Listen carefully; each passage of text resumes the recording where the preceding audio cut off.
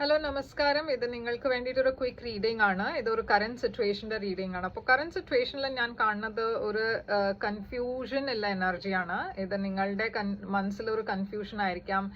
നിങ്ങളുടെ ലൈഫിൽ എന്തോ ഇപ്പോൾ ഒരു ചോയ്സ് ഉണ്ട് ഉണ്ടാക്കാൻ. പക്ഷെ നിങ്ങൾ കൺഫ്യൂസ്ഡ് ആണ് എന്താ ചോയ്സ് എടുക്കേണ്ടതെന്ന്. എന്ന് വെച്ചാൽ ഇവിടെ ഒരു പ്രാക്ടിക്കൽ സൈഡ് ഉണ്ട് നിങ്ങളുടെ, ആൻഡ് ഒരു ഇമോഷണൽ സൈഡ് ഉണ്ട്.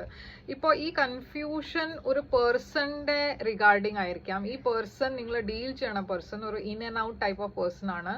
ചില സമയത്ത് അവർ മെസ്സേജ് ചെയ്യും, പിന്നെ അത് കോൾഡ് ആവും, പറഞ്ഞാൽ അവരൊന്നും മെസ്സേജ് ഇല്ല കുറേ ദിവസം വരെ. അപ്പോൾ കുറേ ഇൻ ആൻഡ് ഔട്ട് എനർജിയാണ്. നിങ്ങൾക്ക് എന്തോ ഒരു സ്റ്റേബിലിറ്റി ആണ് വേണ്ട ലൈഫിൽ. പക്ഷെ ഈ പേഴ്സൺ ഇങ്ങനെ ഒരു ഇൻ ആൻഡ് ഔട്ട് ടൈപ്പാണ്. അപ്പോൾ നിങ്ങൾ കൺഫ്യൂസ്ഡ് ആണ്. എന്ന് വെച്ചാൽ ഈ പേഴ്സൺ എന്താ വേണ്ടതെന്ന് നിങ്ങൾക്ക് മനസ്സിലാവുന്നില്ല.